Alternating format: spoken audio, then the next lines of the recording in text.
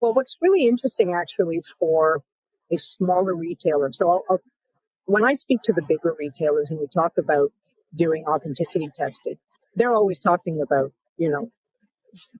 making the manufacturer pay for the testing. So they pass that cost on to the supplier.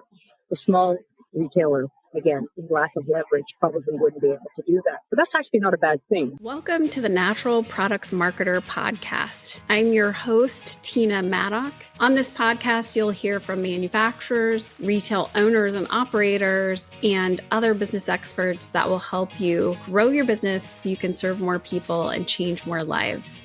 I'm so excited to chat with you today, Deleo. And we just recorded a podcast with Brian Hall from True Grace. And he mentioned you on the podcast. And so for the listeners, they will have already heard his. It's going to be released next week for you. But for the listeners, that will already have happened. And so they're probably wondering, who is this lady that we need to meet? Oh, he talked about me, not Purity IQ specifically? Both. Wow. He talked about both. So I'm sure they're interested in hearing our conversation today because he had such lovely things to say about you. So I'm excited to get started chatting. Great. But first, okay, so you spoke at Soho, which if listeners aren't familiar with that, it is a trade show that is put on by Senpa. And they bring in different relevant speakers based on your feedback, listeners, anyone who's an independent retailer in this space.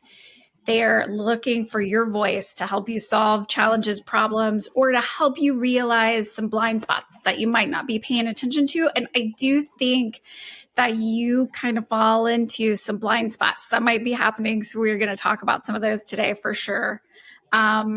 But tell us a little bit about what you were hearing and feeling at Soho. You got to speak to retailers. What's the feedback? What was the vibe? How did it go? So this was my first time attending this conference. I met the executive director at another event that I was at and that I was speaking at, and she thought it would be really great, relevant topics for her audience.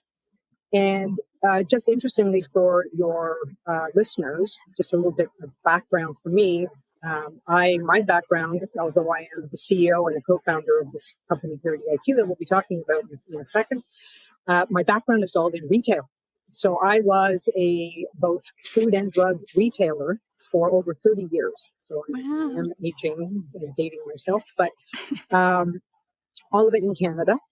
So about 15 years in pharmacy retail, and then 20 years in grocery retail. Wow! And so I have an affinity. Of course, I'm a retailer, through and through, in and out. You can't take it out of my blood. So it was an interesting conference to attend and to be able to speak with retailers. And again, my background in retail was all with very large chains. So in the pharmacy world, I was with, at one point, the largest grocery chain, pharmacy chain in Canada. And then the supermarket, 20 years was with Sobeys, the second largest chain in Canada.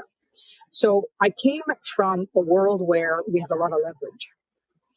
Conversations, you held, the big end of the stick when you were talking to suppliers and manufacturers. And, what I heard, and it wasn't surprising, of course, really is the ability for the smaller guys to be able to compete effectively against the bigger chains, and that's what I heard pretty regularly. And they saw private label as an opportunity for them to be able to, first of all, compete on price. So typically private label is a cheaper retail than the brand name. And it's a better margin play, so that is also of importance to them. And it's also a loyalty play. If you've got a brand that people can't get anywhere else, and they like it, then they will be shopping exclusively at your store for that brand.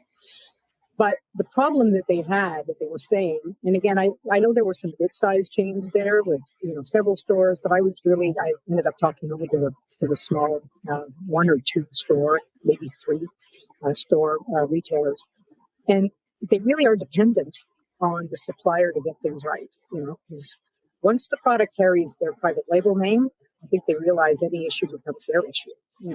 If there's a problem with a brand name and a recall, you're not under the microscope. You're carrying the product. It's the manufacturer's issue, and they have to deal with it. But when it's your brand, all of that changes.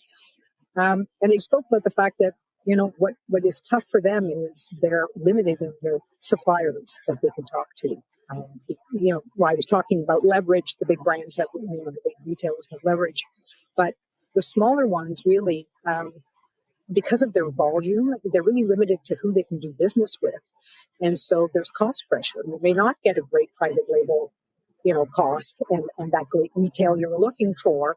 And there's limited visibility into what's actually in the product that you're buying, right? So I would talk to them about authenticity testing. We'll talk a little bit about, explain what my company does, but to be able to have objective proof that what you're putting on your shelf is genuine and consistently genuine, and not just compliant on paper, and documents can be easily falsified, but to be able to say that, with scientific proof that it is authentic and that it's relatively inexpensive.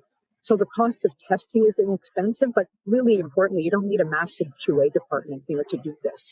You just need to find a solid private label partner with a proactive mindset. Really, that was kind of where I was talking. So I was talking to them both from a Purity IQ perspective and also as a former retailer. I think they were listening to me a bit more than they might typically think that this is just a sales pitch, from a company who's at the show, right? So that was what I was hearing pretty consistently. Yeah. And, we talk about white label a lot because it is such a great way to maintain some margin, give your customers a different price point, and really make it sticky. All the things that you just said, they can't find this product anywhere else. So you're more competitive than anything else. And they come back to you over and over again for that product because they just can't find it anywhere else. What you need for that is a really good brand already in the store, for people already trusting you, that you're the person that knows the best sourcing.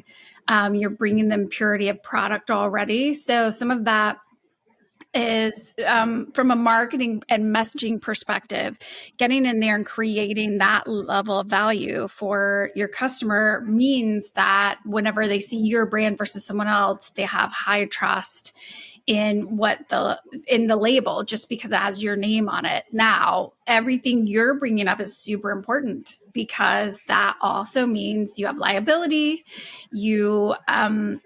Erosion of trust is so fast. Like, you can spend years and years and years and years building it up. But if there's a problem with the product or something comes out about the product, that erosion of trust can happen overnight. And immediately you're going to spend years in repairing that. And so if you can. Right. Yeah, absolutely. Yeah. Because you might not be able to, especially because most of these stores are community based. And that community turnover doesn't happen very quickly. So you're absolutely right. And I don't know, do you know the book, How Not to Die? No, I've never heard of that. Okay, there is a doctor who writes the book, How Not to Die.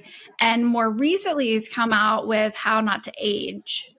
And what's interesting about that is I love reading his books because he has a lot of scientific data to back up all the different claims he's making, or to say, this is why I use turmeric and this is why you pair it with curcumin and capsaicin. So he has a lot of studies, lots of footnotes, very thick books.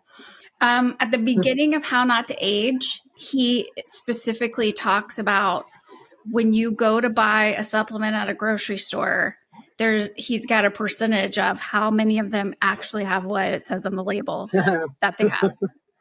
And he also talks about heavy metals and toxins in there. And so I do think, especially there are many people that are coming to your store that are well versed in some of these academic papers or books, or people are making TikToks off of this book. And so talk to us a little bit about what you see about what's on the label versus what's in the jar.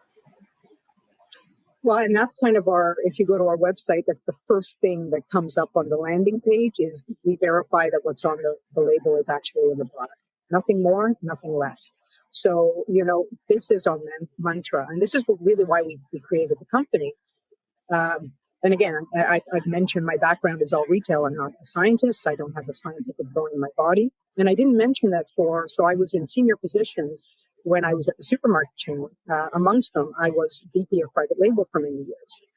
So not only did I, have an opportunity to talk to them as a former retailer, but with knowledge of private label.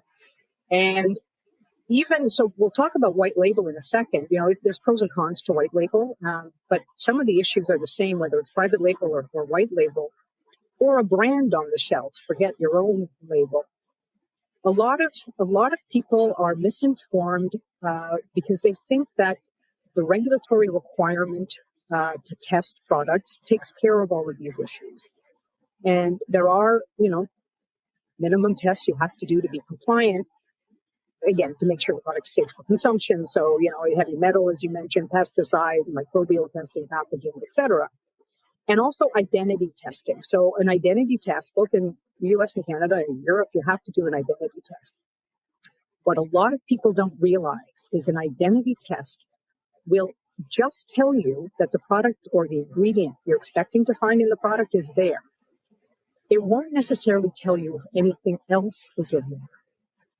That's the big, aha moment when we're talking to people, because they assume they're checking off all the boxes. And I'm talking about retailers, the brand owners, and talking about manufacturers. Often they're dependent on others for their input material unless you're vertically integrated. You've got ingredient suppliers you're buying products from. And people are only asking for a certificate of analysis that proves identity. So is there FMH value in this bottle of echinacea? And I said, yep, perfect, done. Is there anything else in there that shouldn't be there? And that's where purity testing comes in. That's why we picked the name Purity IQ, because we wanted to differentiate ourselves and say it's not just an identity test. And that's all that the regulatory requirements are. So this whole notion of product adulteration, food fraud, and again, it's supplements, and it's not food fraud, but it's fraud. It's all economically motivated. No one's actually trying to kill you. This is not terrorism, but it is trying to make a buck. Mm-hmm. And there are a lot of people out there trying to make a buck, and it's existed since the dawn of time. I think the first documented cases are ancient Italy or ancient Rome and ancient Greece. So, those are first documented cases. God only knows how far back it really goes. So it's a real concern, and it continues today, and it's not going away anytime soon. So you need to be asking about authenticity testing, not just identity testing. That, I think, is the big issue that people don't really realize. And yeah, go ahead. So I was about to go into white labeling, but go ahead. Yeah, I want to get there for sure, but I just want to go back because we talked at the beginning of this that there is a much higher margin for the store, and that's part of why they do private label, white label programs. And because there's a higher margin and there are higher stakes involved, I think there's room for people to invest in testing or to require from a manufacturer or supplier that there's testing. I think there's room for that, especially in a private label, white label product. It's not that there is room, there has to be room. Yeah. That's the kicker. Again, people will say, well, I received the documentation. I've got the certificate of analysis. And again, it's only as good as the paper it's written on. These things can be manipulated. They can be forged. And you're saying, that's all I need. Or just verbally, yep, it's passed all the tests. And the smaller retailers, because they don't have leverage, say, we can't, force somebody. We're already limited in the choice of suppliers we can go to for private label. And we'll talk about the white label opportunity in a second. And now I'm going to say you need to show, I'm going to ask you to do an audit. I need to see, this type of testing you're not doing today. They're just going to go hasta la vista, right? They're going to walk away. And And maybe that's a good thing, right? If they walk away.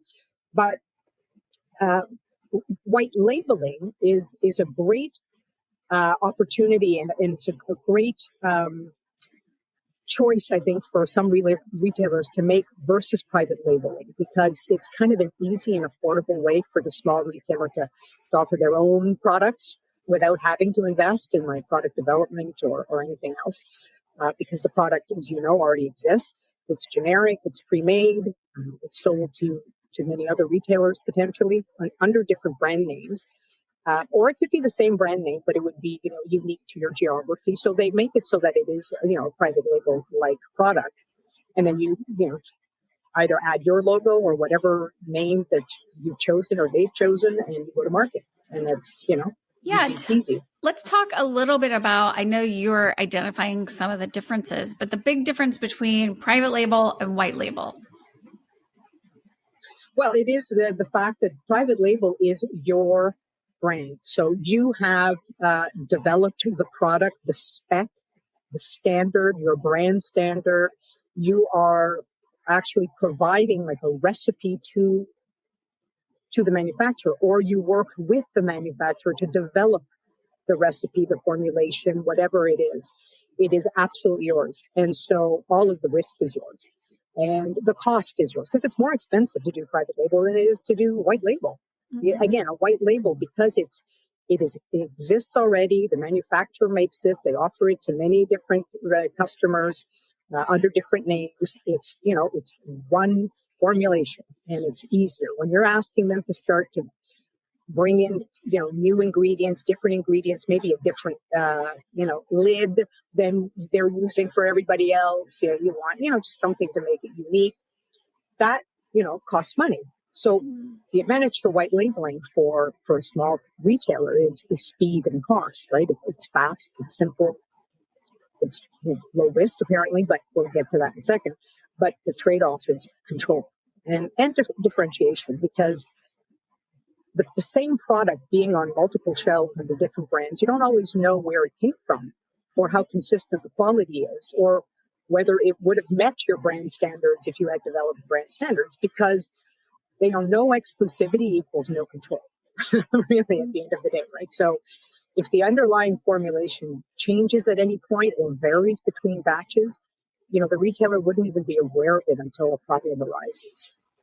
Yeah, and I'm going to say that most of the smaller retailers are going white label versus private label. Yeah, it makes sense, right? It's a big investment to go private label. And like I said at the beginning, your options are really limited, to find. I know it very, very well, a retailer here in Canada with 26 stores, and they have trouble finding private label manufacturers. So imagine, if you've got one or two stores.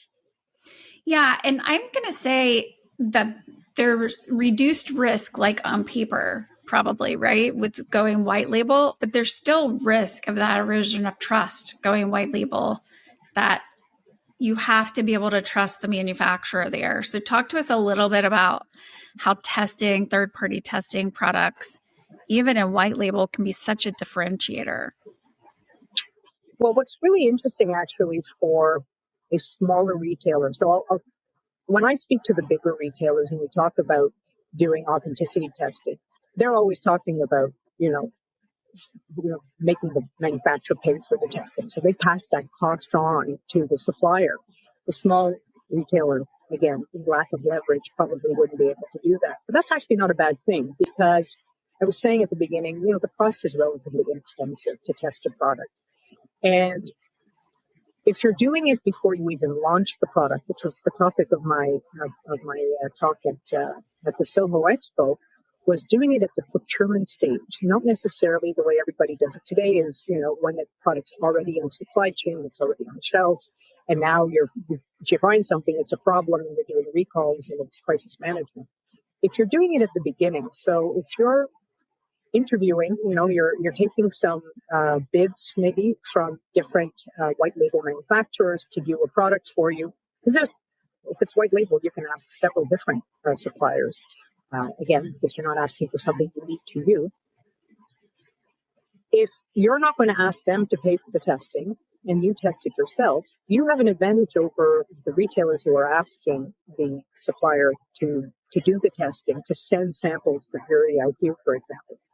Because, if they know you're going to be testing the product, chances are they're going to send a pristine sample or they're really, not bright.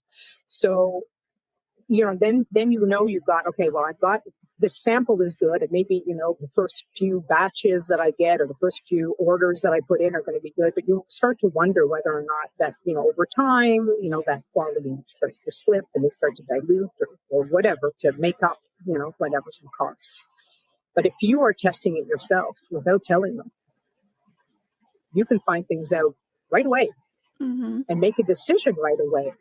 Again, for a minimal cost, I can trust this supplier. At least today, they're doing all the right things. You would want to do random testing through it. You never know. People change in companies, pressures change in companies. They decide that they want to, substitute something, dilute something, and this happens very, very frequently. Once they've been able to, not everybody, but once they've secured the business, then it's easy to just say, claw back some of that cost that I gave them to secure the business up front.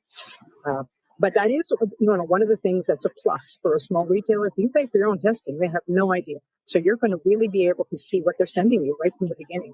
Are these people that I should be putting a big X through because they're cutting corners and lying to me? Yeah, well, and think about it this way. You don't have to have a white label product to do this. This could be any. Anything. Absolutely. I mean, we're talking to people about everything all the time, right? It is scary, as I mentioned, because even the big brands out there that aren't retailers, the big brands are dependent on others. And one of the things I spoke about is, this has existed forever and it will continue to exist forever. This economically motivated food fraud, because the supply chain, there's still supply chain issues. We became very conscious of supply chain issues during COVID, when everything was hard to get, but that's constant. Maybe it exacerbated the situation, but there will always be issues, unfortunately, whether it's geopolitical, I don't think we're ever going to be in a world without war or without conflict. And it's hard to get ingredients from countries where things like that are happening.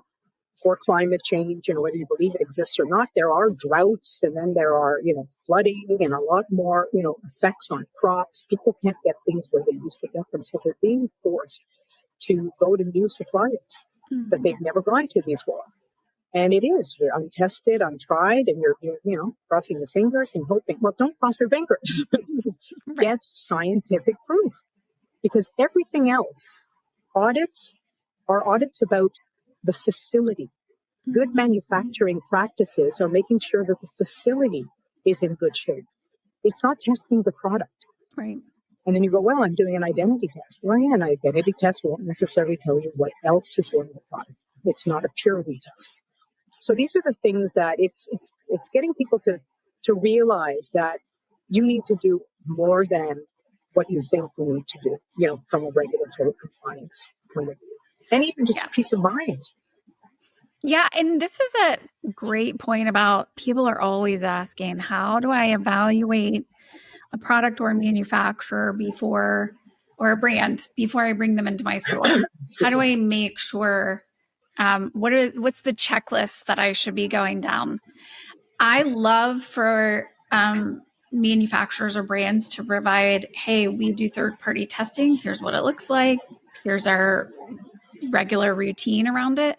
But if you really want to go that extra mile to ensure that you are giving your customers what they expect that they're getting, this is a perfect opportunity to just test that brand before it comes in your store. And, people are doing it more and more because as they're starting to realize, and, and I think the small companies want to prove it even more. I think that the big retailers talk about trust all the time, but small retailers can actually prove it. It's not just, it's not just words. And again, when you verify that, what's in your product or what's on the label is actually in your product, you're actually saying to your customers, we know exactly what's in this. We know what we're selling, and we've got the data, the scientific data to back it up. And I think that's, that builds confidence in your clientele if they know that.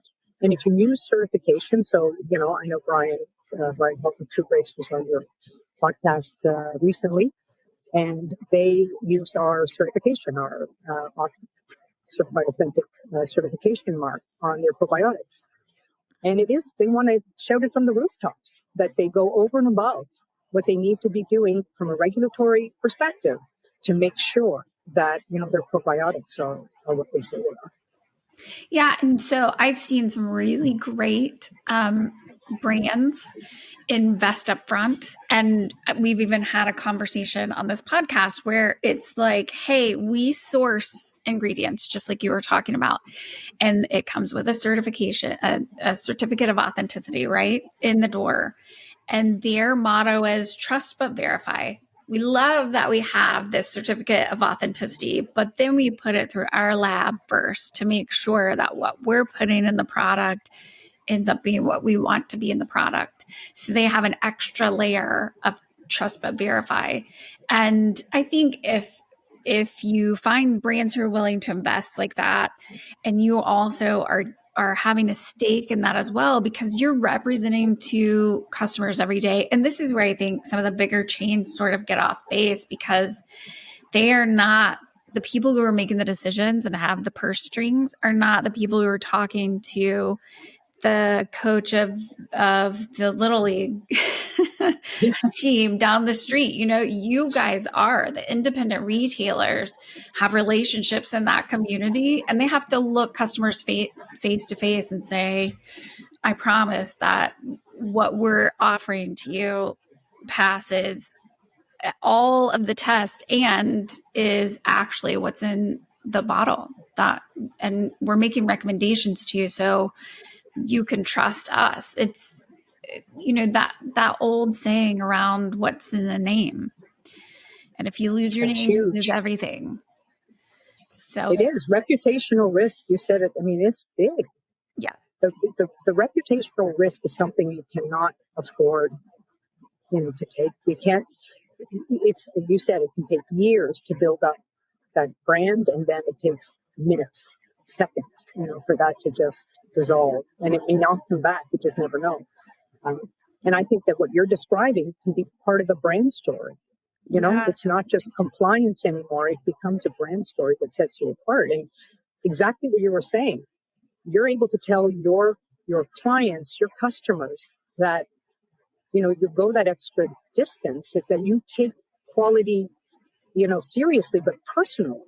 Right. That's what I think, differentiates you from, just big conglomerates. Well, also, it's just such a differentiator in the market, because you can go on Amazon and buy just about anything. There's a couple of reasons that people still come to independent retailers. First is because there's a consultation that happens generally where they're like, I've got this and I've heard about this thing, but I don't know. And they're asking you questions around, is this the right choice? Am I looking at everything? And you're helping people through that. They're not getting that on Amazon right now. Mm-hmm. The other piece is Amazon will let anyone sell anything on their platform. And you can really differentiate yourself by talking about, we only bring trusted people who have the ingredients that are on the label in there. We're not offering you items with heavy metals. Like, saying that out loud is a huge differentiation for whether or not people trust and come to you over and over again versus whatever competitor. It might be down the street, it might be online, but they don't have to wonder, because here you go. Here are all the certifications. Here's the testing that gets done. And that imbues trust. Hugely.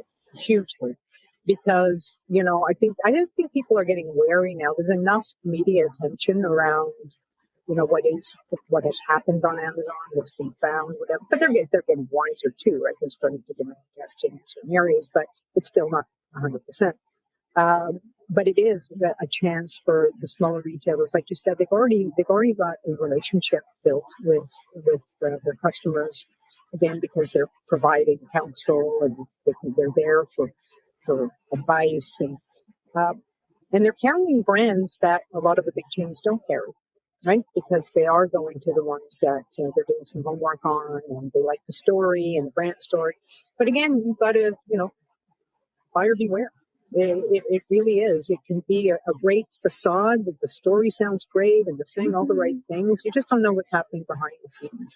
And I've had, we do. I know we're talking about supplements, but we also do food and beverage. And I've had some clients tell me that, like olive oil, whatever, they really lean on, we've had this relationship with this, with the manufacturer for years and years, and they went to each other's children's weddings and all this. That's lovely. That's a lovely story. Yeah. But you don't know what's happening down the line. You might be, CEO to CEO, they're all doing the weddings and whatever, but down, there's pressure to deliver results. There's pressure to deliver margins. There's pressure. You don't know what decisions are being made. But the CEO may not even be aware of, that it's just, or they're just smiling and saying everything's great. Because that's just, it's reality. Unfortunately, I wish everyone took the higher road and didn't do this, but then we wouldn't have any reason to exist. Well, here's the other part of that we've seen several times, and people are going to think of brands as soon as I talk about this, but the different formulations. And sometimes, when brands go mass market, they will change their formulation, and it says it on the label. But think about when businesses are acquired, there's a new mandate. They don't always stick to the values. When there's an acquisition, the acquisition has to pay off in the end. And maybe it's because the brand is amazing and they can build on that story that's been there and they stick to the values. I wish that's how it always happened. But many times it's like, great, you have become a trusted brand in the market. How can we cut costs? And what do we now eliminate? And sometimes that's on the label and sometimes it's not. And so I think, again, buyer beware when there are things that are starting to change structurally in a company, that this is an opportunity for people to say, hey, maybe we should have some testing on this product to make sure that it's still the same that we've always offered to people. And again, this is a story to tell your customers, because every time that you make an investment like this, you are proving to your customers again that you are the one that can be trusted. They don't have to stay loyal to a brand. You are the gatekeeper that is helping them not have to worry about this or think about it. So that should be communicated every time you've got something going on. And sometimes it's like, hey, great news. It's still the same formula. Yeah. Happy to say no change. Yeah. Right. Yeah. No, I agree. And it is, one of the slides in my presentation was, some of the red flags to look for, and you've said a few, like if the company has recently been acquired or whatever, but, there are things, and they're common sense, if their spidey sense is going off for some reason, then that's probably a reason for you to do your own testing. And again, like I said, it's not an expensive thing to do at all, and it's peace of mind. Yeah. And if you ask the supplier to do some testing other than what they're already doing, and they refuse, that's a red flag. Yeah, that to me is like, again, what do you have to hide? Well, why won't you do it? Maybe they're already doing it and you didn't know about it, and then they can just show you the results. So sometimes that's the case, but the more that retailers are asking, and I always think about this, I know that smaller retailers feel like I don't really have buyer power or influence power or whatever, but the more that the community starts to talk about these things, ask these questions, raise their hands, the more power that and influence that the retailers have, because they're binding together and talking about things that are important to everyone. No, you're bang on. There is unfortunately a subset of the population on the manufacturing side or ingredient supplier side who are doing bad things, and they don't care. They're doing it for all the reasons that we've talked about already. But the minute there's a groundswell of demand for this information, then they will have to do the right things. But there are some who today, and we're very fortunate, we're, first of all, we're as an organization, we're not militant. We're not out looking for problems. We're not taking products off shelves and doing exposés or whatever. We want to work with people who want to do the right things. And so those are the proactive companies that are saying, we want to be able to be assured ourselves and assure our clients or the consumer, if it's the end product, that we have done everything and that we can, give you that confidence and trust in our product. Others will be brought there kicking and screaming, probably, unfortunately, but it'll take consumers demanding, Yeah. What is this product really authentic? Is there anything else in here? Because one thing that I think scares consumers a lot now is that we're all really proud of ourselves for reading labels now. We didn't used to read labels. Like 10 years ago, you barely glanced at them. You looked at maybe calories and fat, like that was all that we really cared about. Yep. Now people are really scrutinizing and studying. And if it's an ingredient deck that's this long, oh my God, what's in it? And unpronounceable things. Yeah. So we think we're making informed choices. If you still want to buy the thing that's not good for you, well, you're doing it eyes wide open. But what if the label is wrong? You've lost control. Yeah. This is what's scaring consumers, because up until now, they thought they were doing the right thing. I'm going to be an informed consumer and make a decision based on what I see here because I'm going to read it. Yeah. I'm going to be informed. And now, if there's something on there, something in the product that's not on that label, you don't know. Yeah. This is the scary thing we're in today. We've lost control. So there's going to be, I know, a movement for authenticity. And authenticity, the word is, your authentic self. And it was the Merriam-Webster word of the year in 2023. But when it comes to supplements and food and beverage, authenticity is paramount. You can't play with that. You need to make sure that there's nothing else in that product. Because even if it's not meant to kill you, it's just in there to, dilute and, it's a filler. Anything that's not declared on the label could be a food safety hazard for someone. It might be an allergen for someone. Yeah. If it's not declared on the label, that could be a problem for you. Yeah. And as more and more people become aware of that, and the consumers will hold the retailers accountable too. And then the retailers hold the manufacturers accountable. And then movement takes place where things happen. But I think the retailers can get ahead of this and put a stake in the ground and talk about it whenever they're doing this, because I think consumers would appreciate realizing that someone's looking out for their best interest. And the more that you talk about, we do this, bottom line, we do this, we don't put things on our shelves that don't have what's in the label or that have other things that are not on the label in the jar, then the more consumers trust that they come to you to figure out, okay, what brands do I trust? Which product does have the amount of the ingredient that I'm looking for in the actual jar? And so they come to your store. They trust you. They buy from you. Or they trust what's on your shelves. And so I think the more that they do that, just the better outcome for them and their community.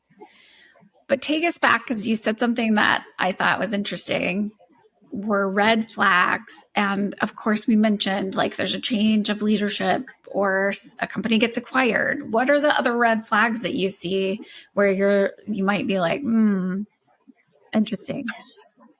You know what? It would be where there's a shortage of product. If you know that you're reading about, there's problems getting ingredients, like when the war broke out, unfortunately, still going on with Russia and Ukraine, there was a shortage of sunflower oil. So when you hear those things and someone's coming to you with a really great price on sunflower oil, this is really, so, and I'll give you another example. I think during COVID, there was a rush on elderberry. So elderberry, is purported to be good for the immune system. There was more, apparently, this is a factoid here, but apparently more elderberry sold during COVID than there was raw material available in the world. Yep. So things that make you go, isn't usually a red flag, So like I said, if someone is unwilling to test a product, really adamantly unwilling, saying, no, I will not. Maybe they're just being idiotic and they have nothing to hide, but that's just, if you don't have the proof, you don't have the proof. If there are just, there's supply chain woes in some area, shortages in something, you need to be maybe just a little bit more vigilant to make sure that product, because not everything is right for adulteration. It's an opportunistic crime, right? And so the fraudsters, the minute there's a shortage of something, that's where they leap in, and they will be able to hear about, and again, we're talking about olive oil, but you keep hearing about, truckloads of olive oil being stolen. And so that stuff is, being diluted and being resold and relabeled. And so you need to be aware. If you hear things like that, these are, you've got to ask your suppliers to provide the proof that they're going out one above. And like I say, it's usually your spidey sense. I can't remember what was on it. There was like maybe 10, 12 things on my red flag list. And it wasn't an exhaustive list. Yeah. There was somebody in the audience that, what about this one? Yeah. That's a good one, right? But when something seems off. Mm-hmm. And I think, if your listeners are going, oh my God, I can't start testing everything in the store. It's really more, you said it yourself, you're choosing what to bring in. There's stories, you're listening to brand stories from some of these manufacturers and suppliers of products that you say, that aligns with my values, that aligns with what I believe my customers are looking for. I would bring their products in. You'll ask them, did you do all of your testing, some of your CFA, whatever. But you don't know at the end of the day, like if they've really gone through everything. The more important thing to be testing is anything that is exclusive to you. Yeah. Because you can't be testing everything in the store. It just makes absolutely no sense whatsoever. And the responsibility is the responsibility of the manufacturer and the brand owner. But you are the brand owner, even of a white label. Yeah. In the eyes of the consumer, that's your brand. Absolutely. Even if it's, a stock formula that, the manufacturer given to others and other stores with different brands, you're promoting it as your brand. So you've got to stand behind it. And I would say that's priority number one. I don't want people to listen to this and go, oh my, overwhelming. I can't, be testing everything, asking everybody for proof of this, that, and the other. Some of it you've got to just go with your gut or just trust. But if it's your brand, that needs to be priority number one. Yeah, there's a lot of trust in this industry that you build relationships and partner on trust. I love asking the manufacturers, though, or the brands, like, what testing have you done? And then they can show you what they're up to. And many of them, especially in this industry that serve the independent retailers, are absolutely on top of it. They are testing the products. There are such great manufacturers and brands in this industry that are trustworthy and can provide you with what's going into their bottles. And then there are others that you might have question marks about. And I think specifically in terms of when your customer has is pulling you to make a decision to put something on your shelf that you haven't heard of, you haven't worked with that brand before, you ask your peers, because I think this network is just amazing to be able to check other things out. If you have a peer group here that you can talk to and be like, have you heard of this product? Have you heard of this brand? What's your experience? How's that going? So word of mouth and peers that you trust are huge for this. But more and more consumers are coming into your store with the TikTok, and they're like, oh God, yeah, I want this thing. Yeah. TikToks are the new Dr. Oz, it's Absolutely the latest, greatest. Yeah, seriously. But, again, when you were saying they come and they'll show you, the good ones will say, here's all the testing I've done. And it can look very impressive because, again, a lot of the regulatory requirement is the stuff of, it's routine quality testing. Again, the heavy metal, the pesticide, the microbial, the pathogen, all of that, they'll show you. Blah, blah, blah, blah. They should have identity tests on them. And this is where I'm saying, just ask, is that an identity test or an authenticity test? Mm-hmm. And then you'll see right away if they even know what you're talking about. They may not even know the difference. And so it just shows that you're aware, you're on top of things, and you know that an identity test is only telling you about the identity of the product that's in there, the ingredient that you expect is in there. You need to know, you need to be informed to be able to ask the right questions and not just, oh, that looked impressive. And you just rambled off a list of things. Check, check, check, check, check. Mm-hmm. And speaking of white label, and I know you're saying if a retailer wants to start doing testing, that's the place that you would start, is with a white label because your name's on it. And I absolutely agree with that. And I will say we have just recently talked to an essential oils company. And this is one of your red flags that came up when we were having this discussion, that the amount of lavender essential oil we are selling outpaces the amount of actual lavender that if all of it were harvested can be in that product. And so the question sometimes for essential oils and others are, is this natural or is this synthetic? Just so that you can understand what is going in the bottles that you're putting your brand name on, and asking that simple question, is this man-made versus is this from nature synthetic? That's being right? So that's a really great question. And then also that can totally be tested. Well, and I'll give you another example, collagen. Yeah. We have been testing collagen and we have been shocked. You know, there are some brands out there with, you know, very expensive. You know, people are shelling out big money on supplements to begin with. Yeah. And not only are you spending a lot of money, you're expecting some sort of benefit, right? That's the other thing. Yes. And we have tested collagen. So most people want to know if it's really marine collagen versus it's a, you know, plant, which is another story. But we're testing collagen. We have found in some of the very big, well-known brands, zero collagen. Oh, no. It's all gelatin. Yikes. Yeah, yikes. Big yikes. So again, this is bandwagon. Collagen big. People are talking about it. It's TikTok and it's whatever, all over the place. And so suddenly you realize that, you know, people are shelling out. And it's not the more expensive ones are the better ones. Right? You can't even use that as a bellwether at all, right? As a gauge. So yeah, you need to buyer beware on everything. And as more and more consumers hear these things, like we were just saying, they're going to demand that there's some sort of proof, which is why we have our certification, you know. And, you know, here's a small pitch, but I'll tell you, the certification, we just came out very recently with an interactive trust mark. So, you know, and we were challenged by one of our clients who said, how are you going to communicate what this means, you know, certified authentic? It's not as obvious as, you know, peanut free or gluten free or, you know, just the next little peanut. You went, oh, okay, well, I know what that means.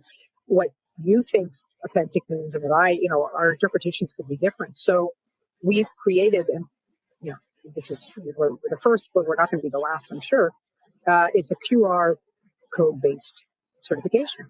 So when the consumer is at the shelf, they can, and now, you know, QR codes are back in because, you know, you just need your phone camera and you don't need an app, which is great. So it takes you immediately to a site that tells you what authenticity means and what this product had to do to become certified authentic.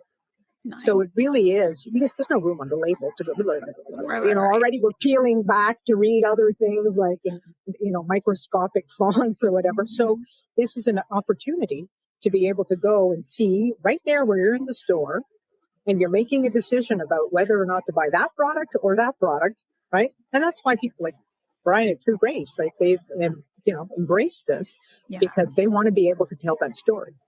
Yeah. And not on their own, right? So they don't have to sit there and do a lot of marketing about it. It's right there on the Yeah. And you know, when I'm thinking about the collagen story that you just told, because what happens is these things like come into vogue, right? And people start taking them.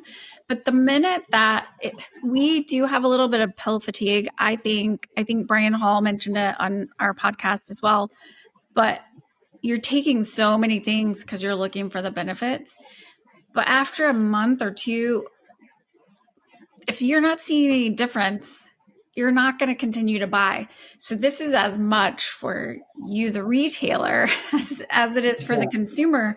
People are not going to continue to buy a product that isn't working for them. No, it's true. It's true. And so, I mean, there are, back to the red flags. I mean, there are red flags that should be pretty self-evident.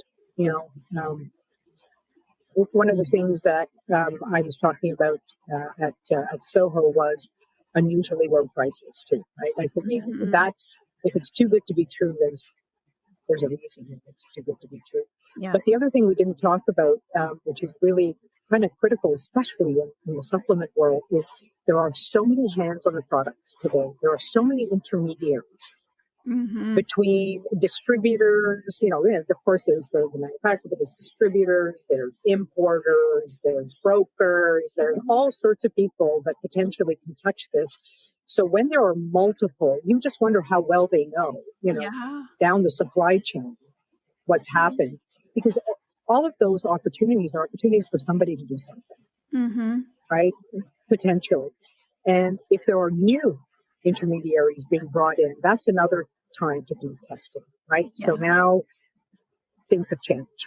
Like you said, an acquisition could be things have changed, or not an acquisition, but they've just changed who they're using now for manufacturing. There are obviously some, again, some people use co-manufacturers or co-packers or whatever, right? So these are things that, again, you need to just be wary of and think about it. Or a sudden change in supplier, right? Like, I had to change my ingredient supplier because I'm having trouble finding XYZ from this country or whatever. That's okay. That's great. I hope you're testing it. If you're not, I will. Right. Right. Yeah. Okay. So we've probably overwhelmed everyone a little bit. I hope not. Well, this does feel a little bit scary and a little bit more than like one independent retailer can tackle. So, but I love your advice that there is some trust that you can have in manufacturers and brands who are doing the right thing, who you can ask. And if they actually understand some of the questions that you're asking, at least they know about it and they're required to have that responsibility. The place to start probably is with anything that has your name on it. And I think that they can reach out to your company and say, okay, my budget is X. What can I do? What can I look at? What can I make sure of? Yeah, absolutely. That's a good way to start. So how do they reach you? Best thing to do is to go right to our website. We just relaunched the website a few weeks ago, maybe a month ago. So we're very proud of it. I think we demystified it. I think it was a bit complex. I think when you land there now, it should be painfully obvious what we do and why we do. And I think that message, I think, gets through. So come to our website. It's www.purity- always that hyphen will get you. Yeah. IQ.com. Purity-IQ.com. And we will put that in the show notes as well. Just great. So people have a place to go. So there's, even just the landing page should be sufficient to give you a good working knowledge of what it is we do and how we do it and how that can help you. And then there's a way to reach us through that. And I see, as a CEO, obviously the sales team and the technical team get these, but I see too the inbound communication that comes in. So I will be able to see that as well and make sure the team's all over it. Yeah, and there are brands that are already using Purity IQ. So definitely look for the label of certification there. And then reach out to the Purity IQ team, especially if you have a white label product in your store. Even if you're smaller, there are small investments that you can make to really make a difference, and then talk about it constantly in your marketing. We do this on behalf of our consumers because we care that what we're providing is what you're actually putting in your body. Super important. Yep. All right. This was a delight. I always love talking to you. We could probably talk for hours because there's I have a plane to catch, so we can't. So we can't. We're going to honor that time today, but it is so great to talk to you. You're so knowledgeable. I love that you have that retail background. It gives you such compassion for the people who are actually running these stores, and would love for people to come by, get to know you, and get your services working on their behalf, whether they're a brand or a retailer who's offering white label products. Thank you. Thank you. We're very, very passionate about what we do. The team is really pumped to be doing something to make a difference, hopefully. And I want to thank you for having me here and inviting me. This has been great. Love the conversation. Yeah, absolutely. All right. Thank you all for joining us today. We appreciate that you're here. And if you've enjoyed what you heard, pass this on to a friend who needs to hear it as well. Talk to you soon. Bye-bye. Thank you so much for joining us for the latest episode of the Natural Products Marketer podcast, where we're here to help you grow your business so you can serve more people and change more lives. If you have any questions that have come up during this episode or others, or there's just a retail challenge that you're facing today, I would love for you to reach out to us at info@naturalproductsmarketer.com. We're here to answer questions, but most of all, if you have a question, then another retailer probably also has that question, so we can bring experts onto the podcast to give you the information that you really need. And if you liked what you heard, give us a thumbs up or give us a review on YouTube, Spotify, Apple Podcasts, or wherever you're listening today. All right. It was great to see you.